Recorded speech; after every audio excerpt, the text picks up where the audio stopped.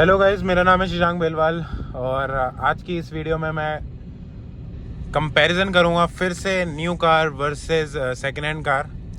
तो मेरे पास दोनों ही कार हैं। फॉर एग्जांपल अभी यहाँ पर मैं जो ड्राइव कर रहा हूँ ये है i20 and it's an एस्टा optional. और मैंने एक रिसेंटली नई कार भी जो है परचेज़ करी है जो कि है वैगनआर CNG 2023 मॉडल। अभी रिसेंटली जनवरी में मैंने उसे परचेज़ किया है। तो मैंने अभी रिसेंटली एक वीडियो भी डाली थी कि आपको कौन सी कार लेनी चाहिए, सेकेंड हैंड कार या फिर एक नई कार। तो मैंने उस वीडियो में बताया था कि आपको अपनी यूजेबिलिटी चेक करनी है कि आपको कार कौन सी सूट करेगी। तो आज इसी चीज़ पे मैं एक डिटेल रिव्यू वीडियो जो है बना रहा हूँ और उसमें कंपैरिजन करूँगा कि कौन सी कार बेस्ट है और क्या आज की डेट में लेना सही है या लेना सही नहीं है। तो मैं बात करता हूँ अपने बारे में कि अभी मैंने क्या परचेज़ किया हुआ है। तो मैंने अभी 2018 में 2014 की ये 15 की i20 परचेज़ करी थी जो कि थी 2000 सिर्फ 3 साल पुरानी। और 40,000 किलोमीटर ये कार मैंने थी पहले से चली हुई थी और मैंने इसको लिया था सिर्फ 5 लाख रुपए में। और 5 लाख रुपए देने के बाद इस कार का प्राइस जो स्टार्टिंग में था वो था 9,70,000 फॉर एस्टा ऑप्शनल वेरिएंट पेट्रोल। और मैंने 5 लाख रुपए में ये ख़रीदी। तो उस हिसाब से अगर मैं बात करूं प्राइसिंग की तो मुझे एक ज़्यादा वैल्यू टू मनी प्रोडक्ट मिला है अगर मैं अपने बात करूं पैसे की। बाकी अगर मैंने वही चीज़ मैंने 7,80,000 रुपये खर्चे करे हैं वैगनआर का LXI वर्जन लेने में और वो CNG वर्जन है, लेकिन still it's really expensive car और उसके अंदर फीचर्स कुछ भी नहीं है। अब यहाँ पर आप देख सकते हैं कि मुझे पुश बटन स्टार्ट मिलता है इसका ऑप्शनल में। मैं यहाँ से दिखाता हूँ आपको। और ऑटोमेटिक क्लाइमेट, चारों power window, push button start तो है ही और कीलेस एंट्री, ये सारे फीचर्स हमें यहाँ देखने को मिल जाते हैं। ऑटोमेटिक हेडलैम्प, अलॉय व्हील्स, ये सारी चीज़ें हमें यहाँ पर मिल जाती है सिर्फ 5 लाख रुपए में।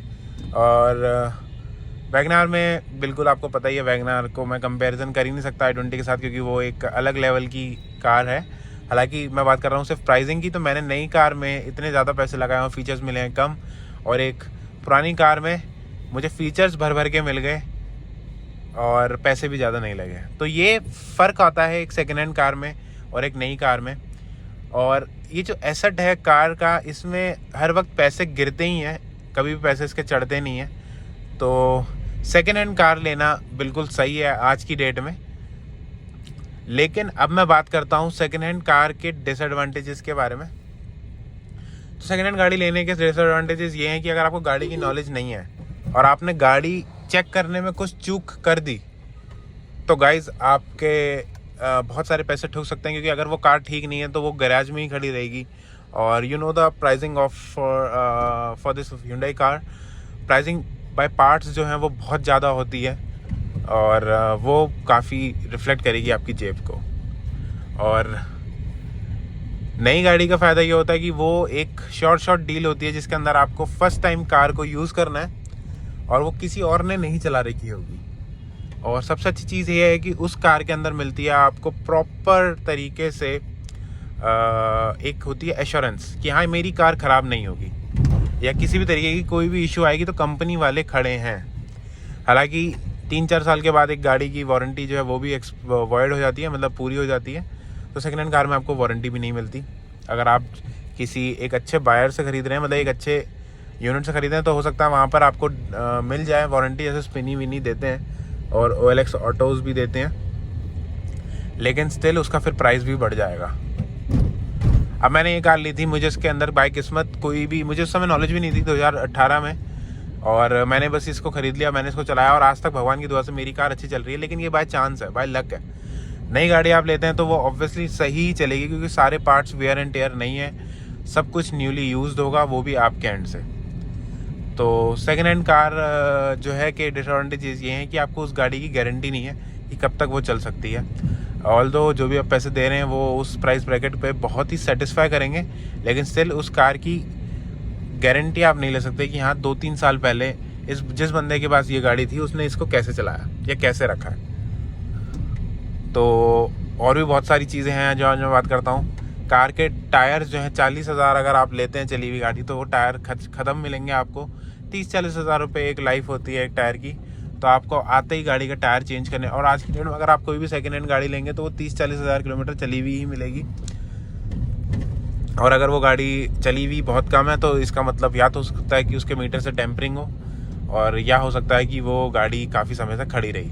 गाड़ी कोई काफ़ी समय तक खड़ी रहेगी तो भी अच्छी चीज़ नहीं है, क्योंकि उसके टायर्स फिर भी ख़राब होते हैं खड़े खड़े। तो ये सारे पॉइंट्स हैं कि आपको जो चेंज कराने हैं, मतलब अगर गाड़ी लेने के बाद आपको करने ही करने हैं, जो कि है टायर चेंज कराना। तभी एक फिनिश और एक फ़ील आएगा गाड़ी को लेने पे। अब हालांकि मैंने अपनी ये कार ले रखी है, इसके मैंने आते ही टायर चेंज कराया और आते ही मैंने सर्विस कराई। जब से ही मैं लेके आया तब ये फिट एंड फाइन चल रही है। हालांकि जो इसके अंदर टायर थे वो काफ़ी घिसे हुए थे, और जितने भी इसके सर्विसेज हैं वो सारी होती हैं कंपनी से ही।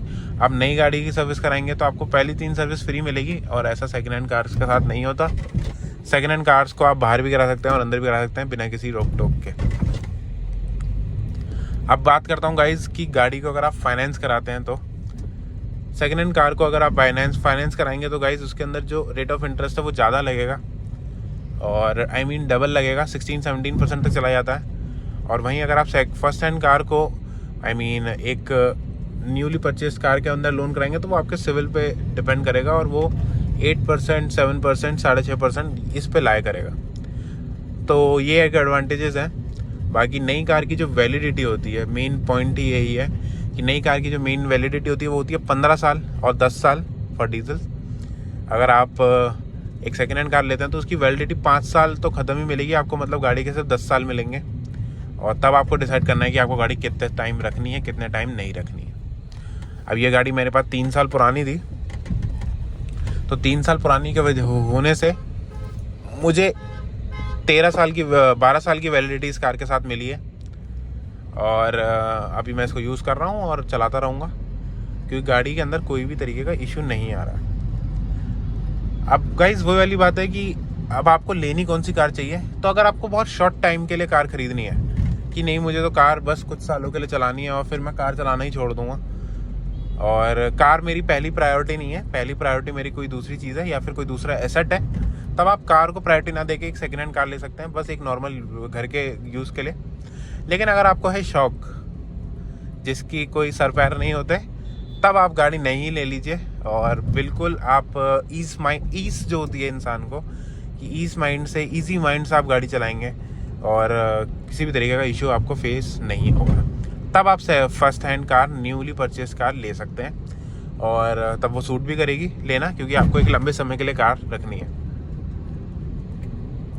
तो ये रही आज डिटेल वीडियो जिसमें मैंने कंपैरिजन किया है। अगर कोई पॉइंट्स इसमें छूट रहे होंगे तो गाइज प्लीज़ इस चैनल के इस वीडियो के नीचे कमेंट करें। बाकी थैंक यू फॉर वॉचिंग, मिलते हैं नेक्स्ट वीडियो में, बाय बाय।